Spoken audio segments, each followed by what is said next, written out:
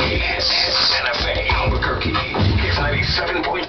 Alrighty then, Paul Rodriguez is live inside the house party, and I will let him give his tickets away. Wait, I told him I have to walk away, and he's going to get on this mic, and he said, oh no, I know. But it's a recession, we can only afford to have 2 mics.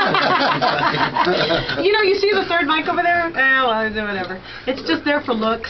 Just so we don't look as poor as we really are. Do you Twitter? I asked Paul Rodriguez just now if he's on Twitter. By the way, let me plug your show. I'm so old school. Tonight, Hollywood Casino. It is the biggest event that's happening tonight. We're about to interview him with My 50 TV.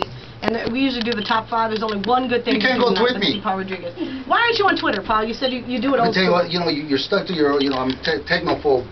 I just got this droid, right? Have you ever been like, somebody texts you and you're trying to barely answer that and they ask you another question, and then you're on your second trying to finish answer, then another question, like 3 questions behind that you have to call them up and go make up your mind. Are you going to call or are you going to text?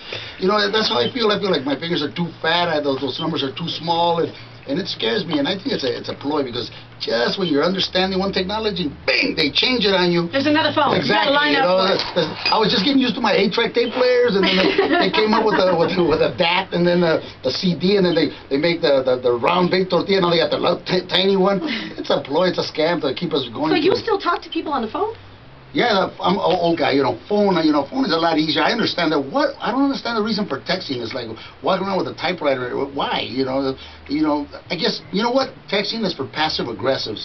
Because you can really ask that question that you can't do it in person. It almost reverts to like when you're like a child, you go, do you really like me? You can't, it doesn't sound right in person, but you have the guts to text it, and then everybody. And you won't say it though. Right. You're just gonna like if you ever had a crush on somebody and you wish you had the courage, you're around there, you wish you had the courage to tell them that, you can't do it, so you could text it, make a check here if you like me. Remember that when you're it's like second grade all over again. Exactly. It's second grade for older people. So what have you been up to? You just talked about a movie that you just filmed. I asked you about the filming because you did a movie. Yeah. We talked about on the phone when we interviewed you. It's been a while now. You were really excited about a movie that you were in that was with kind Felipe. of independent. Yes. Yeah. Felipe, let me tell you. Can we get that on DVD, by the way? Well, here's the problem.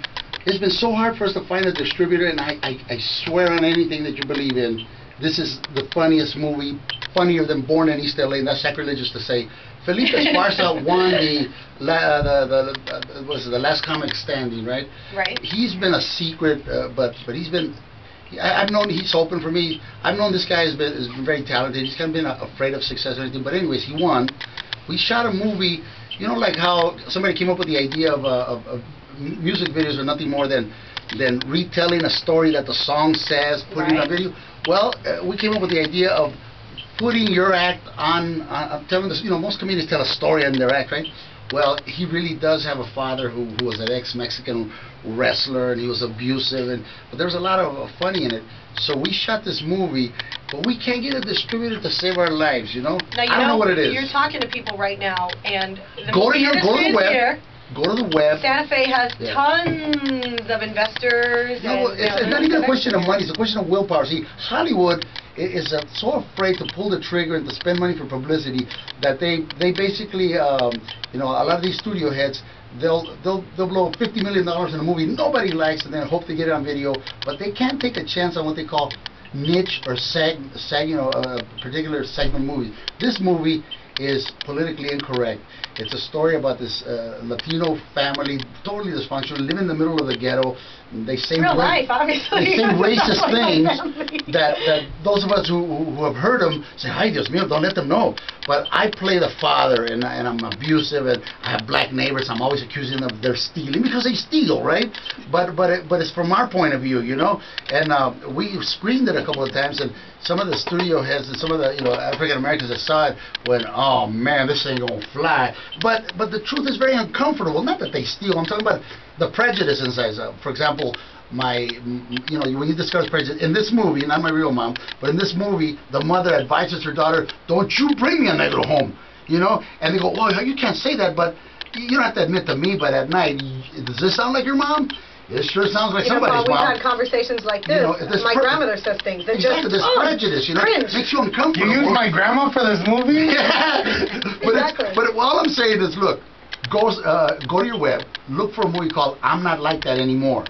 The trailer will convince you this is a gem. This thing, unfortunately, will be discovered long after Felipe and I are pushing daisies. And it's sad because don't come to me and go, oh, I wish it was alive. Like I said, this movie is so funny. It's now. And we can't get nobody to pull the trigger. We screen it. Audiences howl. If you're not Latino, it might upset you. You know, it's not all about bashing blacks, by the way. This guy has enough hate for everybody. You know, Chinese people are a certain way in his, but he's closed-minded is what he is. And when I saw it, I remember a couple of my African-American friends were looking at me and said, well, look here. I'm acting. That ain't me. That's somebody I'm portraying, you know. Yeah, sure, that don't sound like me. It ain't me. I'm trying to be an actor, but... It is a gem. It's a gem. Raw, real, and I think every family. They offend gays, you know. Yeah, exactly. We're so in our culture, the biggest secret Latinos really have in our families is the how we ostracize the gays in our. Everybody has a gay family member. Thank you. We have gay members in our family. But they're not the ones that are invited to the quinceañeras. They're the ones we know. Unless they're doing the hair and the makeup. Exactly. They should go home. You know, it's like unless you need advice how to dress for the prom, you go look for that uncle. And in my mom, we have an uncle. He passed away.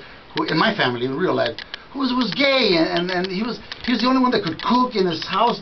Didn't smell like feet, and it was really nice. But I was always warned by people that I always admired, like my dad, my mom. I was always warned. They were always asking me, "Has he touched you? Has he?" But I was a child. I didn't put that as a sexual way. Yeah, he touched me.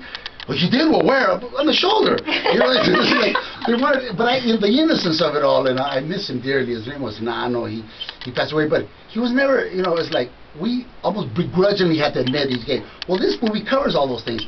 I have a son who's gay. In the middle of this this dinner, he comes out, and he has, and he's my son. Obviously, you know, he brings his lover to this dinner, and he says, "This is my partner," and I'm still don't want to face the fact. Well, what are you, a cowboy? He says, "A partner? You're in business." Everything but to face the fact until he tells me, he goes, "I am gay." And I still fight. I go, well, of course you're gay. There's nothing to be sad about. You know, I'm fighting this whole thing. It's a wonderful piece. This young director's going to be big time. And, go online. I'm not like that anymore. And we're gonna come back with Paul. We're gonna talk about a new film he's actually working on, and tonight's event. And the film around my bathtub, which I just left over here. That's next. Right now, Game and 50 Cent. Are they gonna reunite? We'll keep you posted here inside the House Party. Well, it cost them $1. Paul Rodriguez live inside the House Party. Kiss 97.3.